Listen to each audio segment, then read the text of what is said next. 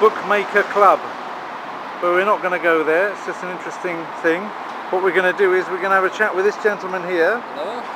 Who some people may recognise of my channel, because some of you have also had chats with him on the comments sections, and maybe had Skype chats with you as well, no doubt. It's Matthew, or do you prefer just Matt? Matt, please. Just Matt, okay. Yes.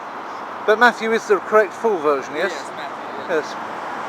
But in America, people prefer to be called just Matt, yes, just the shorter version. I'm not sure if it's an American thing, but I prefer it. Okay. And Johnson. Yes, can I say that? Yeah, Can I say Johnson? Sure, yeah. Okay. So there's no much room for anonymity in this, but then people know who I am as well, I suppose. Yes.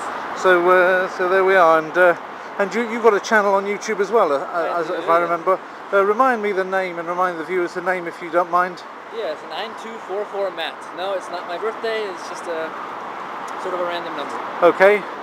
And you wanted to, well, come to Moscow, basically, yeah? Yes. And you're having a nice time? I am. This is Moscow, obviously, and just to prove it, we have a look at some of these lovely big buildings. Unfortunately, we've got a bit of what you might call background noise, but as we walk on, that will probably become less. It's dusk already, so that's not exactly what I planned for our thing, but today, let me tell you that during the day I had a very difficult, what can I say? I had a difficult challenge just thrown at me in the afternoon. It was an interesting challenge, but a difficult one. Namely, how do you prepare for a huge, great big tender when you only know that you're supposed to go in for the tender less than 24 hours before the deadline? It's impossible, really. But nevertheless, I gave it my best shot, as long as I could carry on for. But that took things a little bit beyond what I was expecting them to, so it was only after 7 o'clock that I even got onto things like Skype and caught up with you and thought, okay, obviously this is going to be later than I'd initially envisaged. We were going to go around VDNH. We can still go, we're going in that direction, but how much we'll actually see is another matter. And you wanted to see me and say that that if you see me, you're going to ask me some questions. Yes. And my response to that was, okay, I'll answer the questions, and what we'll do is we'll film it. Okay. I don't know what questions you're going to ask, actually. That's the funny thing. It might be completely embarrassing, but then I've got the camera in my hand, so I could always squelch it if it turns out to be something which is just too embarrassing to put up. But I'll give you an honest answer anyway, whether I actually put it up or not. Now the chances are I will put it up, because I don't have that much that I'm squeamish about saying. Okay. So go ahead. Well, I just tried to think of an absurd and ridiculous, unexpected question while you were saying all that, but nothing's come to me, so I'll just ask you the actual question that I wanted to ask. Yeah. I read your story in the Polyglot Project. Oh yeah, the Polyglot Project by Claude Cartaginese, yes. Yes, I read about your stay in Soviet Still Russia. still available, by the way, in Amazon.com. Yes. I don't think that all the copies that were printed by Claude actually got sold, so I think it's about $16, and it's 40 people's, or more than 40 polyglot, internet polyglot stories are in there, or hints and tips and things. So, and nobody got paid. We weren't intending to get paid. It's there for people who are interested to share in our hobby, which is why you couldn't, on a commercial basis, get so much information in a book, in a nicely printed book, for $16. But so just to give the background in case anybody doesn't know the Polyglot Project. Well, I wanted to know about your stay. You wrote about your stay in Soviet Russia. Yes. Soviet Russia. So in Soviet Russia, yes. Time studying there. And, yes. In Soviet Russia, country stays in you. Okay, got your I would like to hear your story verbally. I think it might be more significant verbally. when I hear you tell it. So. Well, I don't really know where to start. I mean, it was 10 months. From the beginning. From the beginning. Well, obviously, the first thing I'd like to say is, just in case I run out of battery before I've actually mentioned it, so I'll mention it right at the beginning, is that today's Russia isn't Soviet Russia. And I don't feel any hangover today from the events which I'm going to talk about. Okay? That was the Soviet Union. It was a time of totalitarian control.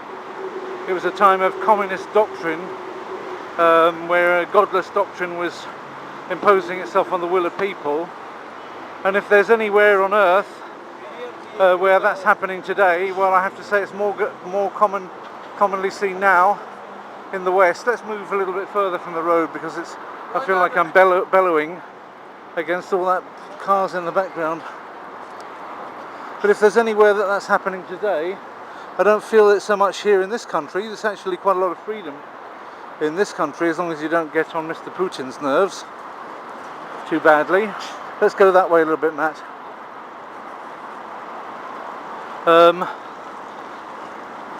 Curves are huge sometimes.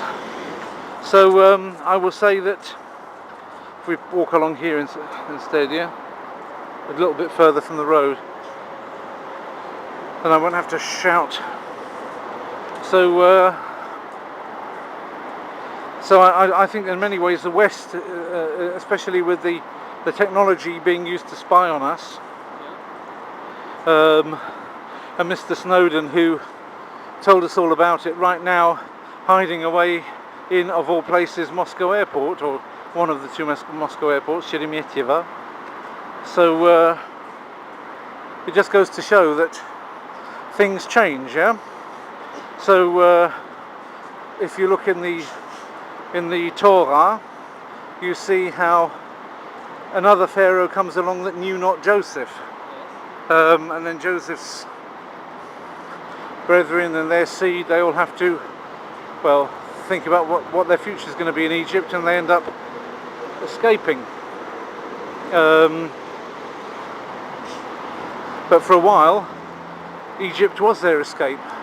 So everything changes. Nations change.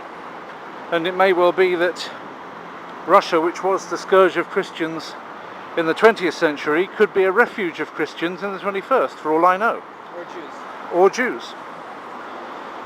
So, so therefore, what I have to say is a history lesson, and doesn't reflect on today's Russia necessarily at all, but certainly is a warning for us as to what can easily happen in our own countries if we are not careful, and what things will start to become like when the tribulation comes.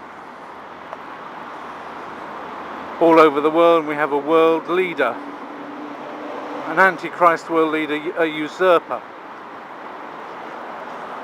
You okay with that, Matt, the usurper? I'm sorry? You okay with that, me talking about the usurper, the antichrist? Sure, go ahead. Okay. Say anti-messiah.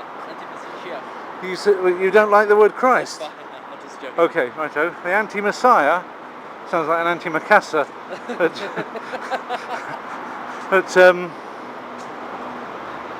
But basically, careful. Let this guy go. People going in their 4x4 vehicles. You never catch me driving.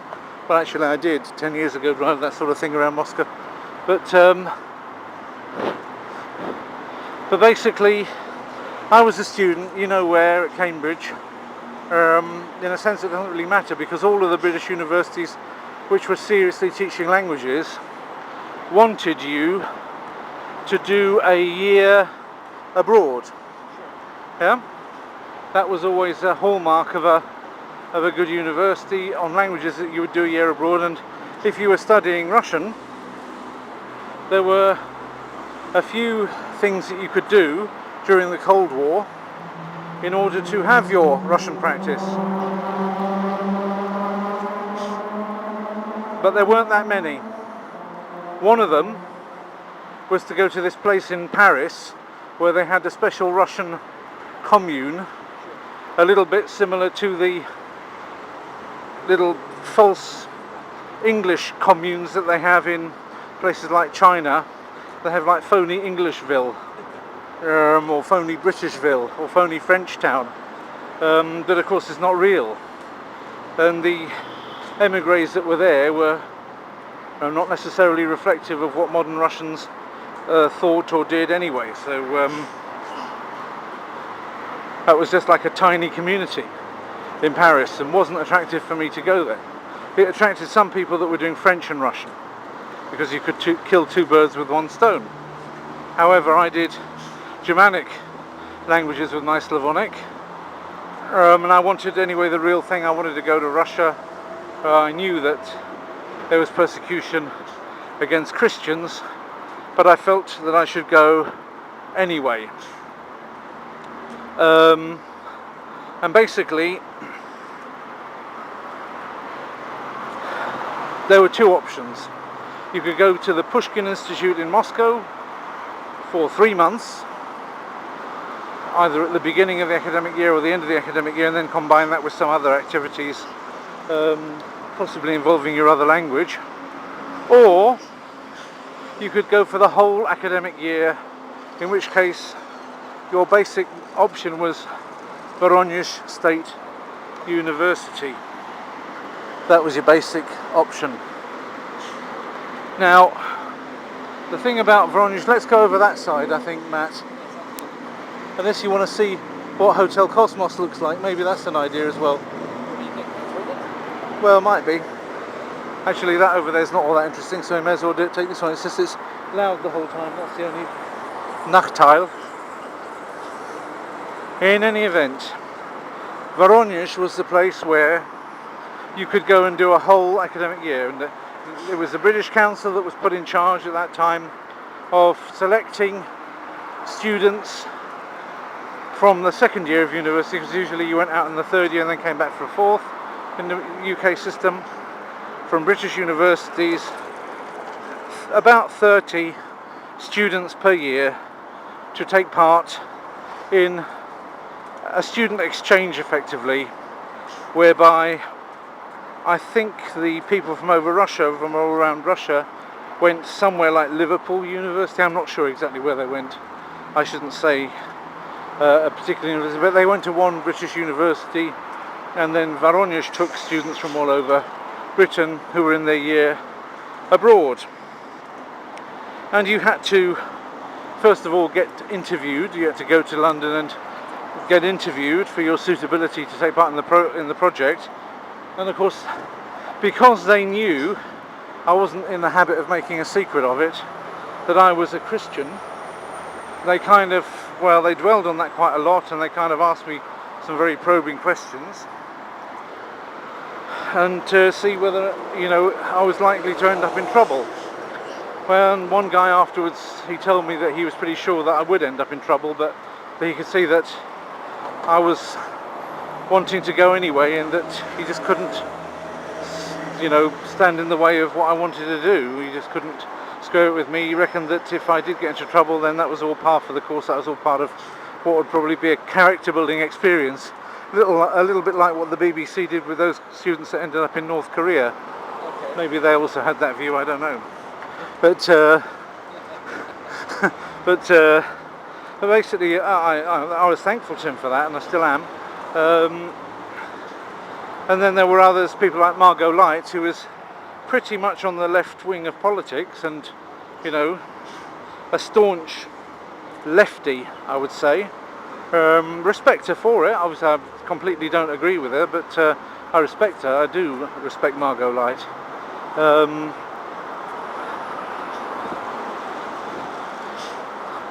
I think you have to respect people that are completely unlike yourself in the way that they think. Sure. Otherwise, you don't have any balance. Yeah? You got to respect. You can disagree with them, but you got to be able to listen to them, hear them out, and respect them. But she was obviously less in favour, and became even less in favour later on. Of course, by the time all the damage was done, she was infuriated with me, and wasn't too shy about telling me so. Well, why should she be? So off I went. You want to go this way? You want to go up there to that? Yeah, well, it's away from the traffic. That's right, and you'll see one of them.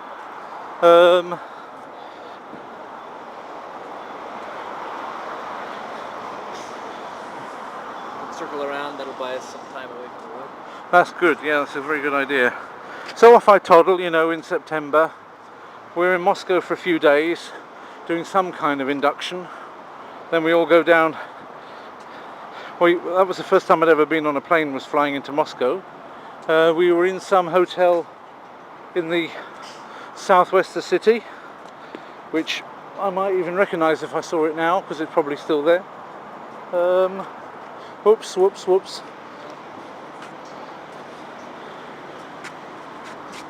ourselves killed. Oh look, Finansowy Universitet. See? So,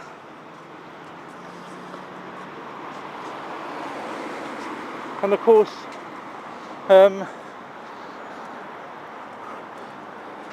we get going down to Voronezh and start on our little course of lessons that they put up for us. Of course, it's a big culture shock because we're in communist Russia, and you couldn't get it. That's a far bigger culture shock than you're likely to get from this place nowadays, and it's still capable of. Pretty big, yeah. Well, it's still capable of delivering you quite a culture shock. It doesn't deliver me one, I have to say, but it because I've seen it much worse state than it is now. But that's Cosmos, by the way. That's Hotel Cosmos. That all tinkling away there to itself. It's one of the big old Russian hotels that haven't been taken away.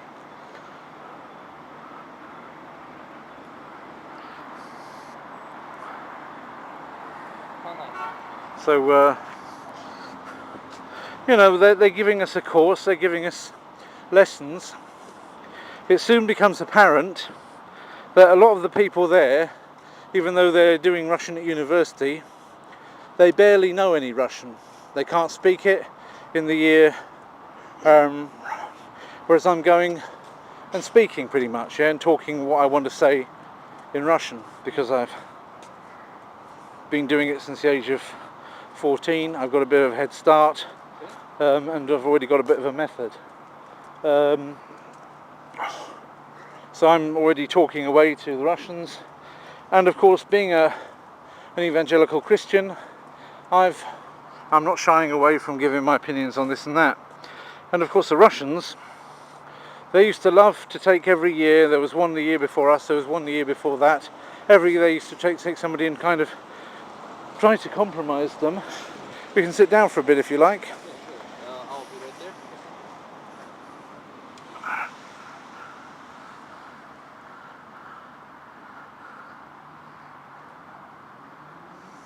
Very cool. They would try and compromise every year somebody, and of course I was the obvious target. And there you see the rocket statue there. Yeah, that's quite a known landmark, and that's as you get into VDNK. And the VDNK gate is what you see behind it. Yeah. There, that's the main gate into VDNK over there.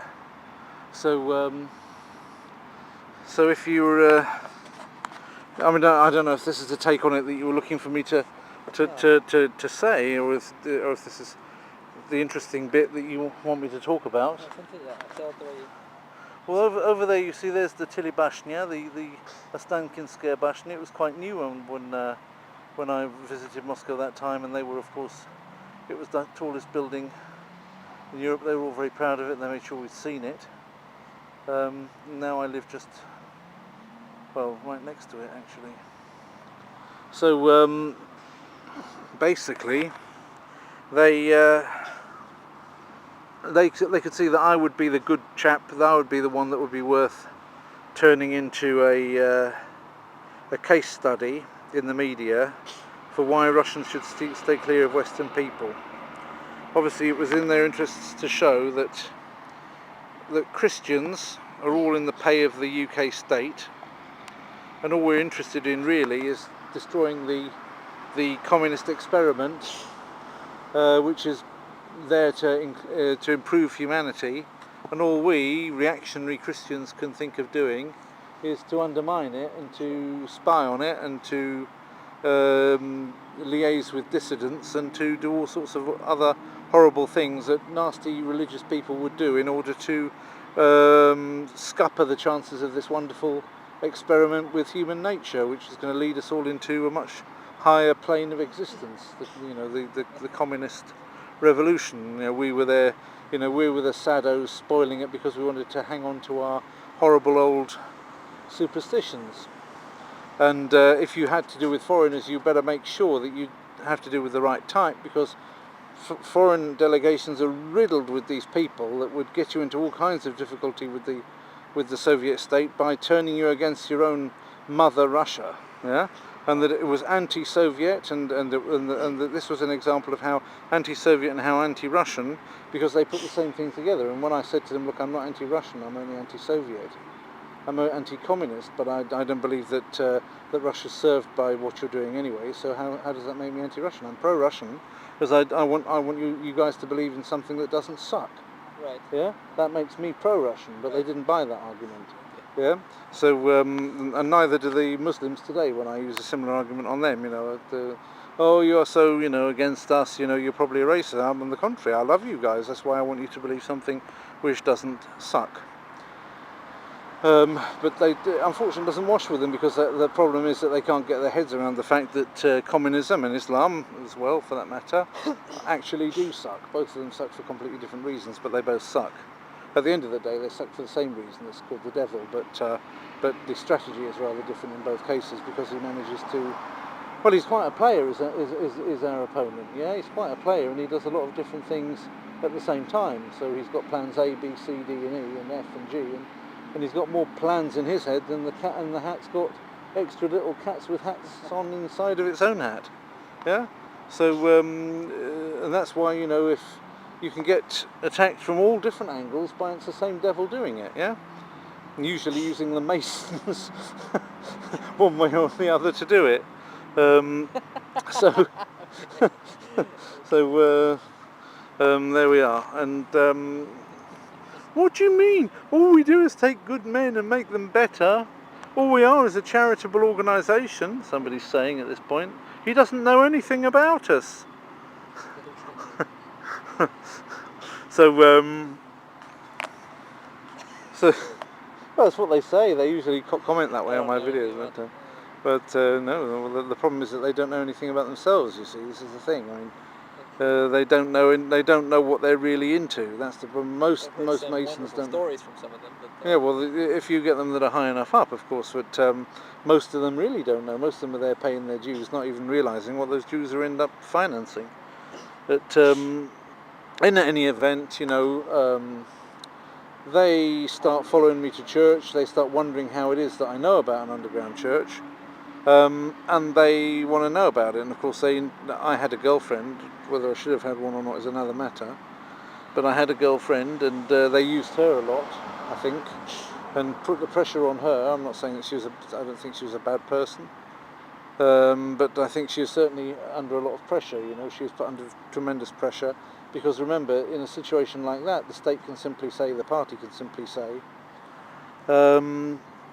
you're not finishing your degree, you're not going to have a degree, but you still owe us the money for your study, but you're not going to get a degree, and they can basically ruin you and ruin your family. And even her family, in order to make sure that she did what they wanted them to, they even got burgled. And of course the police said, well, the insurance, the Gosstrach as they call it, yeah, can pay out or not pay out depending on basically how you behave. So it's really a situation where I can't, any of the Russians that worked against me back then, I can't hold it against them. Sure. Yeah? They were all pawns in a bigger game. A game with the horned bastard, yeah, at the head of it, yeah? So, so I'm not holding that against the people that were pawns in that game. If they, if they want to come see me shake my hands, I won't turn away from them, Simple as that. But the fact is that at a certain point in time, they did do an interesting thing with me. They had been following me around. They had got people doing all sorts of, coming up to me and asking me all sorts of questions, trying to implicate me in this, that and the other, and I think I'd been fairly circumspect in avoiding some of the obvious ones. Okay. But they still managed to amass a huge file on me and the things that I said and did, which they didn't like and which could be construed as anti-Soviet over the course of the months.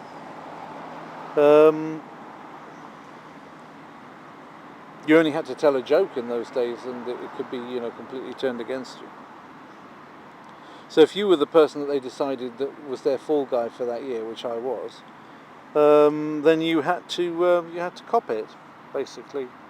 So the way that it actually worked in my case, they had us all on a little trip, and when we got back, they said there was some things wrong on the plane. There were some ticks, and you've got to have, and you've all got to go and just to make sure that that you're all safe. You've all got to go to this place, and you've all got to get an injection.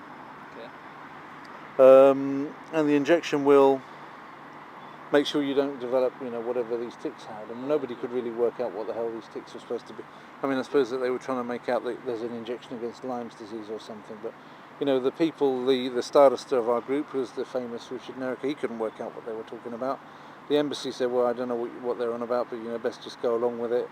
And so, but I think I know what they were doing, basically. When it was my turn to come, they kind of like showed some recognition. I thought, this is funny. And I got probably a different injection to everybody else. I see. What I got given was something like mononucleosis. Oh dear. But when I got back to the UK and they did a blood test on me, they couldn't really recognise what the hell the antibodies were that I was showing and exactly what this thing was that they'd put in me. Oh goodness. So that was an interesting thing. I probably got a disease in me that nobody else has got. Maybe that's why maybe that's why I'm the person that has 3 autistic children, for all I know. Maybe that's it. And basically they waited for me to get very ill with this, which actually happened when we were on a trip to Armenia. And when I got back, I was completely hospitalised. But before they took me to hospital, they took me to the police station. And that's where, when I wasn't in a proper state to be able to defend myself, you see, because this is the thing, communists couldn't even deal with debating on camera. Right. A Christian in command of his normal wits. Yeah? Mm-hmm. They had to make me half dead with this disease in order to actually do this. And then, take me, interrogate me, and then make their film of me answering questions and reading out some stupid statement that they concocted from my words. It's very strange. Well, it was, but that's how they did things. They made you then sign things, and to sign Stellungnahmen is what the Germans used to call it. Yes. To sign your attitude. Right, Had to sign what you might call an. You had to sign. They used to have to sign what was called an attitude statement. They'd make you take an attitude statement. They'd make you sign it. And basically they took me off to this hospital, but it was a hospital for tropical diseases that they took me to. They put me in one place, on a ward all on my own, and they put a guard on me. Every day the other Christians in the group would come round and sing "All My Hope is on God is Founded" outside. I would hear them just either humming or singing the tune, and I would know that they were there, outside the window. And then finally, when they returned me back to the hostel, they said, "You're well enough to go back to the hostel." Of course, I wasn't really very well at all. They then said, "You've got to clear out, clear your stuff, take your stuff." Quite a few things of mine have been taken, but clear what's left of your stuff, and off you go. You've got to go to Moscow, and then Peter Leiner, who was the second secretary of Her Majesty's, I should say, embassy, How long we'll did you- then put you on the plane, which he duly did. How long did you stay in Moscow in total? Oh, at that time, just a few days each time. Maybe it's I one mean, in night. Russia, I'm sure In Russia, well, it was supposed to be a 10-month stay, but I stayed 9 out of the 10. Okay. They probably had, if they really didn't want me there, they could have sent me after about 4 months. I didn't change or anything. It's just they obviously didn't want any retaliations. Sure. So they wanted to do it right at the end when it was too late for the British to make any retaliatory gestures. Okay. So off I went a month before the others. Well, I'm not sure that I was all that popular, and I don't think I deserved to be particularly popular with the other students. I didn't have a very brilliant character in the early, I suppose I have one now, but maybe it's easier for me to avoid offence now in most cases, at least where I don't deem it essential to offend. If I have to offend, I'll offend. But those times I found it far and far easier to offend than to not offend, if you know what I mean. I had what they call a nieoczesany in Polish, and I was rather unhewn. Yes. Okay. So and I had a lot of pride, of course, a lot of selfish aspects that hadn't been dealt with over the course of time by the grace of God.